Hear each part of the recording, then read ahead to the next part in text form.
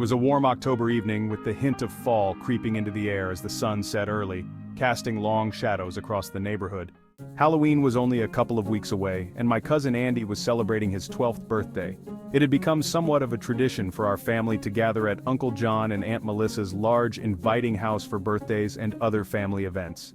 The house, a sprawling two-story home, had always been the perfect playground for us kids, especially for games like hide and seek. Andy and I were the same age, both 12, and we were always joined by my older brother Chase, who was 14 at the time. Our cousins, though older, still loved to partake in our games. We were competitive, mischievous, and always looking for new ways to scare each other.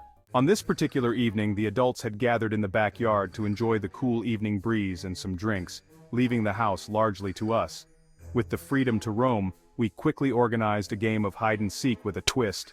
If you were found, you could still run for safety in the backyard as long as you avoided being tagged. We'd been playing for a while, running through the halls and up and down the stairs, but the best hiding places were always in the basement. The basement was massive. It wasn't just some dark, cold storage area. Aunt Melissa had her fashion studio down there.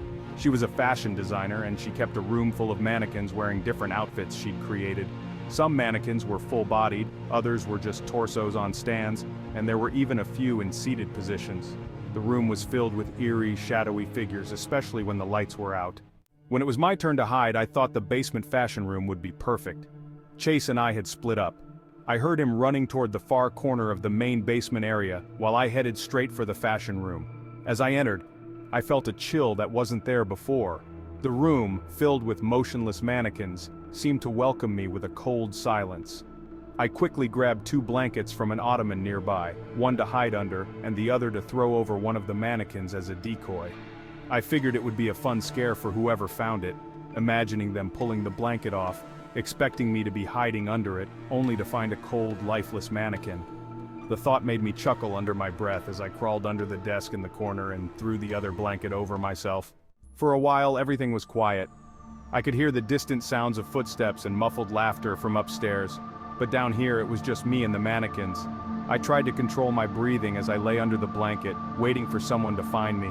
My heart raced with anticipation. Then, I heard Chase and one of our cousins yelling and laughing as they sprinted through the basement. The sound of their footsteps echoed through the space. I imagined Chase had been found, and they were running to the yard for safety. Their voices faded as they dashed up the stairs, leaving the basement once again in eerie silence. Minutes passed. The basement grew colder, and the silence pressed in on me like a weight. I felt the first twinge of discomfort creep into my mind, but I brushed it off. That was until I heard a sound, a faint rustling like fabric moving.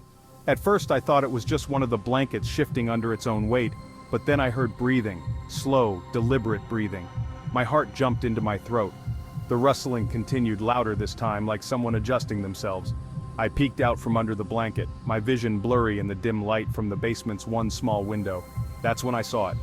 The blanket I had draped over the mannequin was no longer on it. Instead, it had been moved.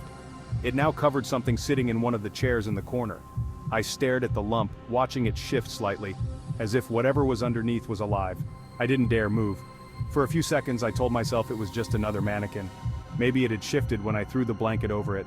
But then, I saw the faintest sign of movement again, a slow, deliberate tilt of the figure's head. Panic surged through me. I quietly shuffled backward, trying not to make a sound. As I moved, the figure's breathing became more pronounced. A sick, raspy inhale followed by a slow exhale. My stomach churned. This was no mannequin. I stood up abruptly, knocking over a chair in the process. The noise startled the figure and it shifted again as if it was preparing to stand. Without another thought, I sprinted out of the room, nearly tripping over my own feet as I bolted for the stairs.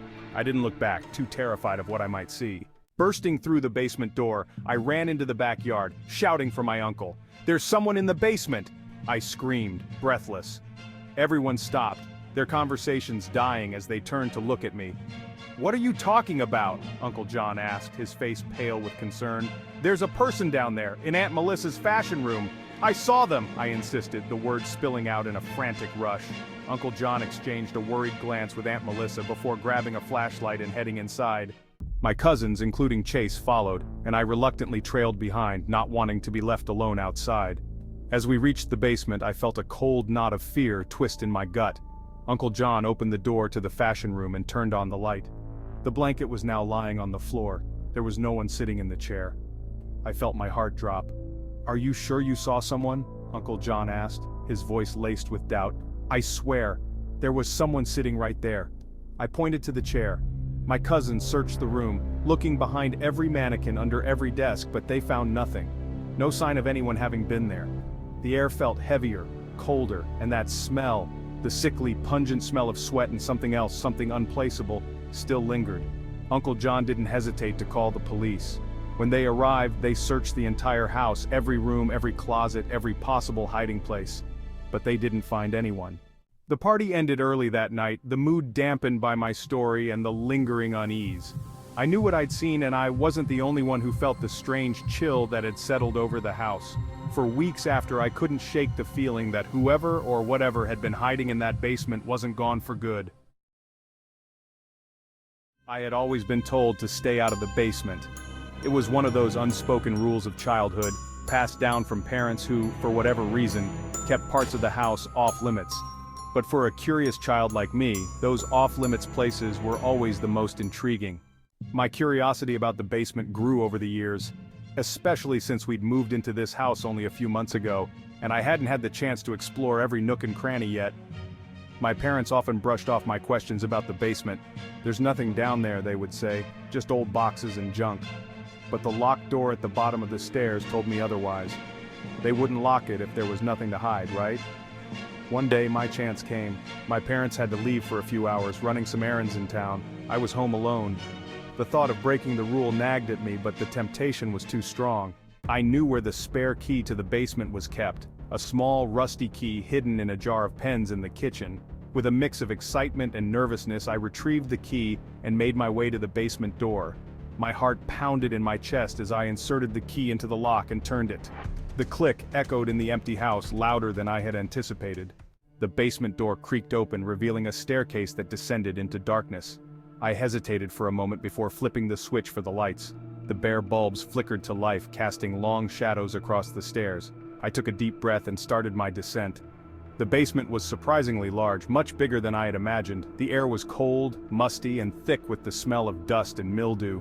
Old furniture, boxes, and broken appliances were scattered around the space. But something else caught my eye, a small door at the far end of the room. It was tucked into the corner, half hidden behind an old bookcase. I couldn't resist. I had to see what was behind that door. The door itself was different from the others in the basement. It was much smaller, and its wood was darker, older. The doorknob was cold to the touch, and as I turned it, a wave of unease washed over me. The door creaked open, revealing a small, narrow room. Inside the room there was nothing but a single chair and, sitting on that chair, a doll. It was an old-fashioned porcelain doll, dressed in a frilly white gown with lace trimmings. Its face was pale with delicate features painted on. But what unsettled me the most were its eyes, large glassy eyes that seemed to follow me as I stepped into the room. I hated dolls. They had always creeped me out ever since I was little. Something about their lifeless, unmoving faces disturbed me in a way I couldn't explain. This one was no different. In fact, this one was worse. I stepped closer to the doll, feeling my skin prickle with unease. The room was colder than the rest of the basement, and the silence was deafening. I couldn't hear anything but the sound of my own breathing.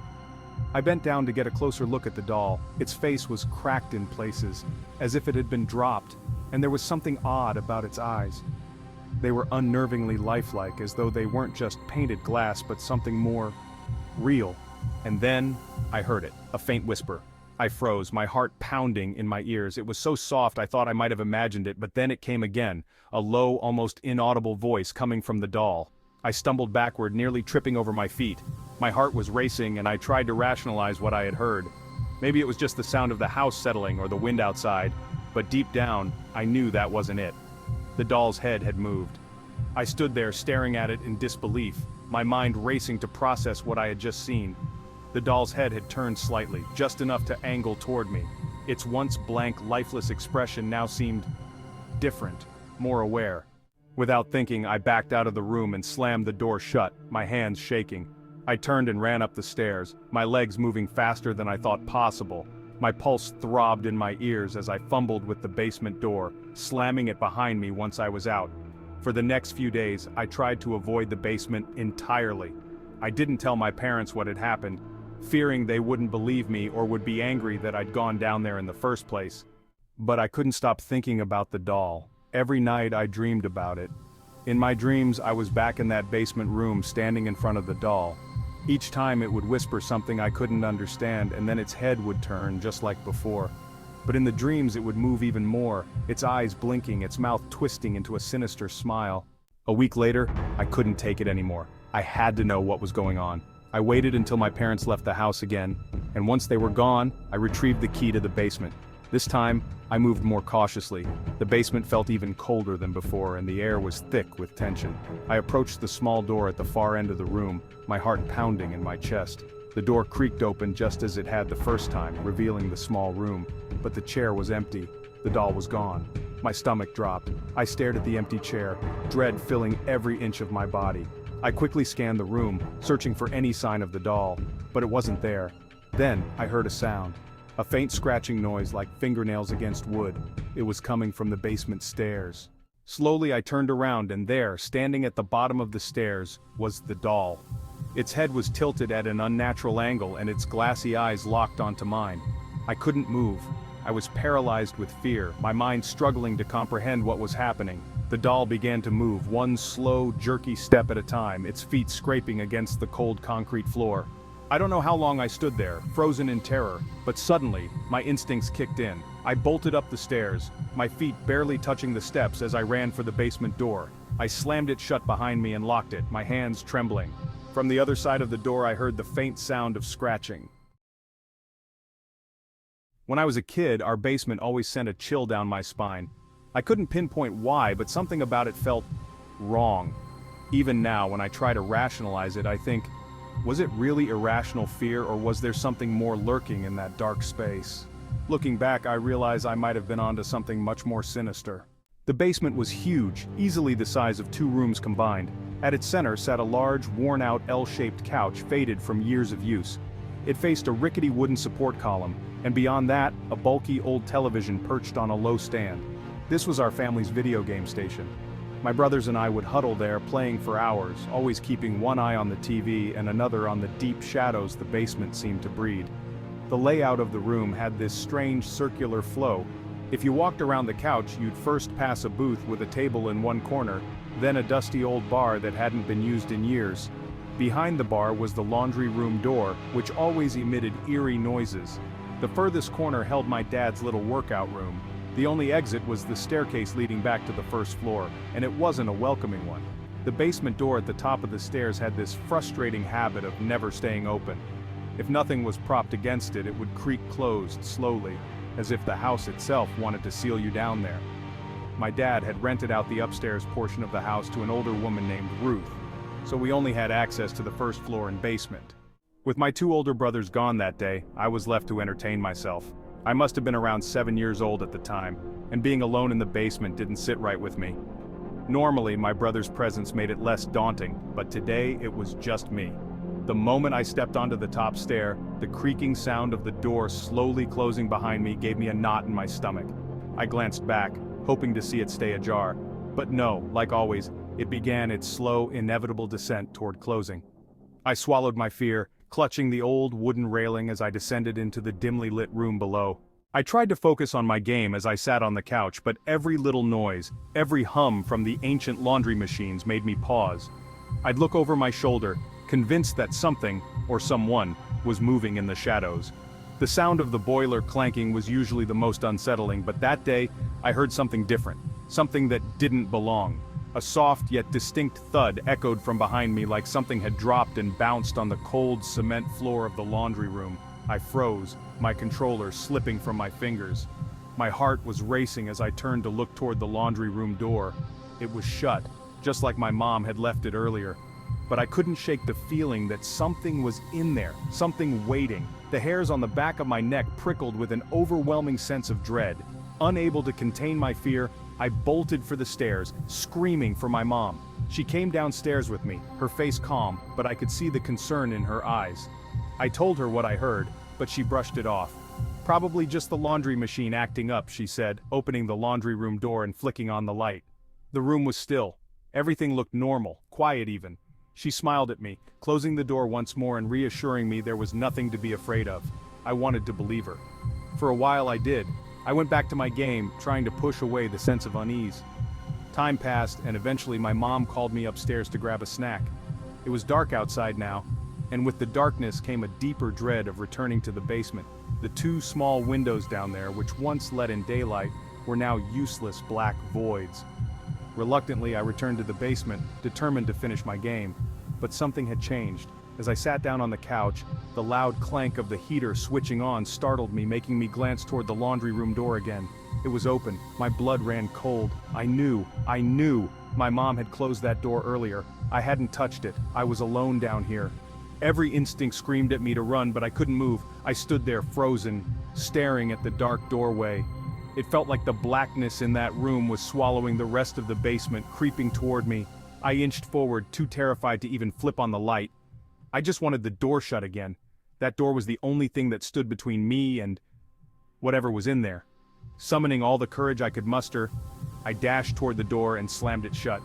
My heart pounded so hard, I thought it would burst out of my chest. I bolted back to the couch, panting, but somehow feeling safer now that the door was closed again. The uneasy silence returned, wrapping the basement in a suffocating blanket of tension. And then, I heard it. A voice, soft, almost a whisper, but clear enough to send a wave of pure terror through me. My God, how you've grown. I whipped around, my throat tight, my body shaking with fear. Sitting in the corner of the basement at the booth table where my brothers and I would sometimes do puzzles, was a man. A gaunt, sickly-looking man with pale skin, his arm resting casually on the table as if he'd been waiting for me. For a moment I couldn't breathe, I couldn't move. My mind screamed at me to run, but my body was paralyzed. I just stood there, staring at him, mouth open in horror. He slowly rose from his seat, his crooked posture making every movement look unnatural. His voice came again, low and raspy. "Your mother won't let me see you." That's when I found my voice and I screamed. The sound shattered the thick air of the basement as I turned and sprinted for the stairs, taking them two at a time. I crashed into the basement door, flinging it open and locking it behind me, still screaming for my mom. She rushed over, panic in her eyes as I babbled incoherently about a man in the basement. Her face drained of color, and without saying a word, she grabbed the phone and called the police. The next few moments were a blur of terror and waiting. My heart wouldn't stop racing as we waited for the officers to arrive. When they did, they swarmed the house, moving through every room and finally descending into the basement. I stayed upstairs with my mom, clutching her, waiting for what felt like hours. When they finally came back up, they weren't alone. With them was a man my mom knew all too well, her brother, my estranged uncle. He had been excommunicated from the family years ago, after being convicted of heinous crimes, things I was too young to understand fully at the time. He'd broken into our house and had been hiding in the basement for days, watching us, waiting for a moment to approach. That night he was taken away, back to prison where he belonged. I've never seen him since. But to this day, the basement remains a place of fear in my memory. A place where something dark and twisted had hidden right under our feet.